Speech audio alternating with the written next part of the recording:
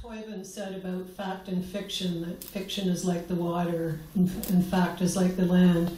This is probably my most autobiographical novel, and my father inspired the character.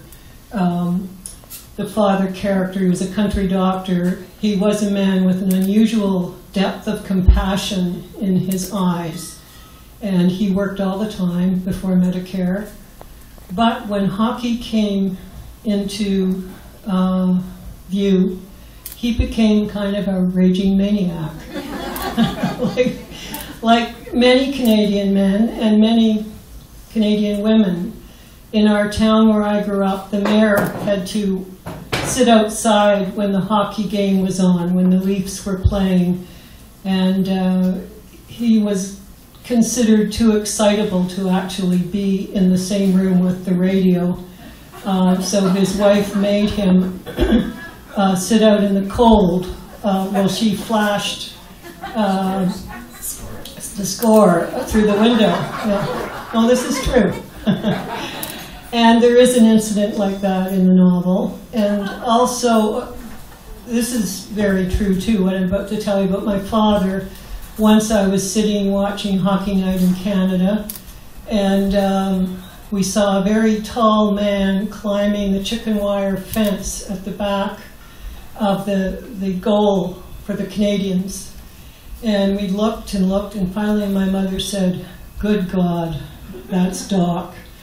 And that was my father, Doc Swan. He was trying to get over the chicken wire fence to strangle the referee. Oh, seriously.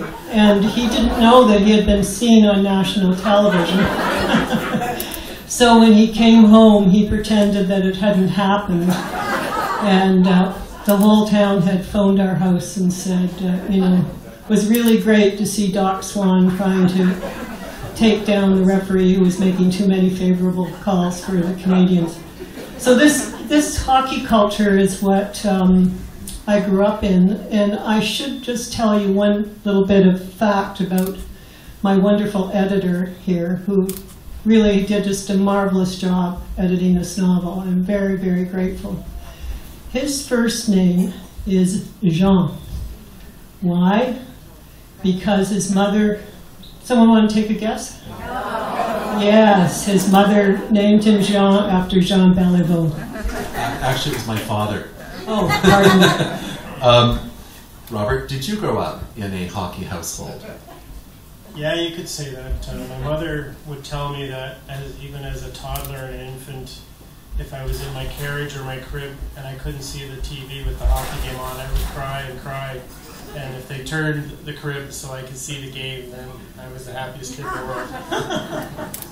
So even from a young age, your imagination was captured by hockey. You made that story up. You're supposed to be our fact expert here. I'd never call my mother a liar.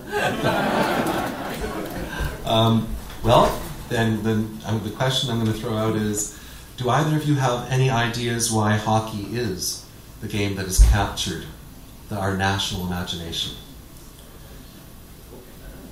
Well, I think hockey is how Canadians express their patriotism. It's how we show that we love our country. And it took me a long time to understand as a child. I used to write essays and I'd take them down on Hockey Night in Canada, and I'd try to read them to my mother and father while they were trying to watch the hockey game. And that was not a very popular move, as you can imagine. But I've really come to understand it is our popular culture, and it is the way we express our love for each other and for the country. And again, I'll refer to my editor here, who one of the things we share was this maybe growing up, this rather ambivalent feeling about it, because he used to go to hockey games with his very hockey-loving father and read books inside the program. Is that not true? Yes, it is. Obviously, I can't tell you anything. There are no secrets. Robert, do you have an idea why hockey has captured the national imagination? I think the game, where it's played, how it's played, is a lot like what it is to live in Canada.